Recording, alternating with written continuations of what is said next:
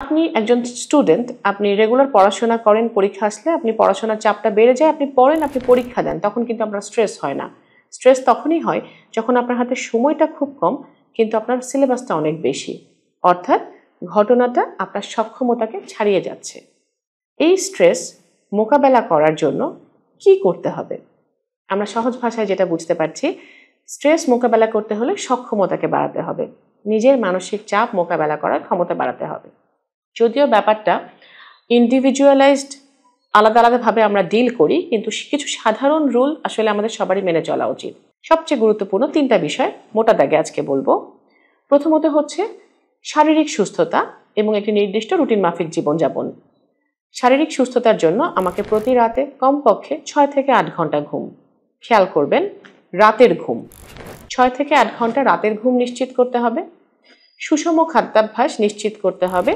Junk food, বাইরের খাবার, পুরানো বাসি খাবার, অস্বাস্থ্যকর খাবার, এগুলোকে অ্যাভয়েড করতে হবে। এবং তৃতীয়ত হচ্ছে ব্যায়াম বা শারীরিক কায়িক শ্রম করতে হবে। শারীরিক সুস্থতার পরে মনকে ভালো রাখার জন্য কিছু টেকনিক। তাহলে এই মানসিক সুস্থতার জন্য আমরা কি করতে পারি?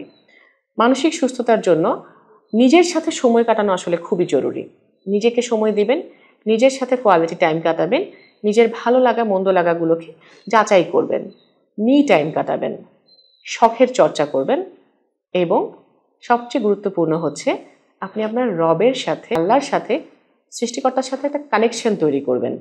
কারণ আমরা সৃষ্টিকর্তার সাথে যখন আমরা কানেক্টেড থাকি, আমরা কিন্তু আমাদের সব কষ্ট, অভিযোগ, দুঃখগুলোকে তার কাছে আমরা সমর্পণ করতে পারি। তৃতীয়ত, সামাজিকভাবে ভালো থাকার কিছু পদ্ধতি। সামাজিকভাবে ভালো থাকতে হলে আমার সামাজিক মেলামেশা বাড়াতে হবে এবং আমাদেরকে যোগাযোগের দক্ষতা অর্জন করতে হবে। আমরা অনেকেই আজকালকার যুগে আসলে, যেহেতু আমরা অনেক বেশি গ্যাজেট ওরিয়েন্টেড হয়ে গেছি এবং আমরা এখন অনেক ক্ষেত্রেই পাই যে অনেকে ওয়ার্ক ফ্রম হোম করেন, রিমোট জব করেন, তাদের ক্ষেত্রে তারা সোশ্যালি খুব আইসোলেটেড হয়ে যান। এই সামাজিক যোগাযোগের অভাব থেকে, কোনো রিয়েল লাইফের কোনো ক্যারেক্টারের সাথে স্ট্রেস শেয়ার করার থেকে যখন ভার্চুয়াল ক্যারেক্টারের সাথে আমরা অনেক বেশি কানেক্টেড হয়ে যাই, তখন কিন্তু আমরা চাপ মোকাবেলা করার দক্ষতাটা হারিয়ে ফেলি। তাহলে শারীরিক সুস্থতা, মানসিক সুস্থতা এবং সামাজিক যোগাযোগ দক্ষতা, এই 3টা পয়েন্টে ফোকাস করে আপনি সাধারণভাবে আপনার চাপ মোকাবেলা করার ক্ষমতাকে বৃদ্ধি করতে পারেন।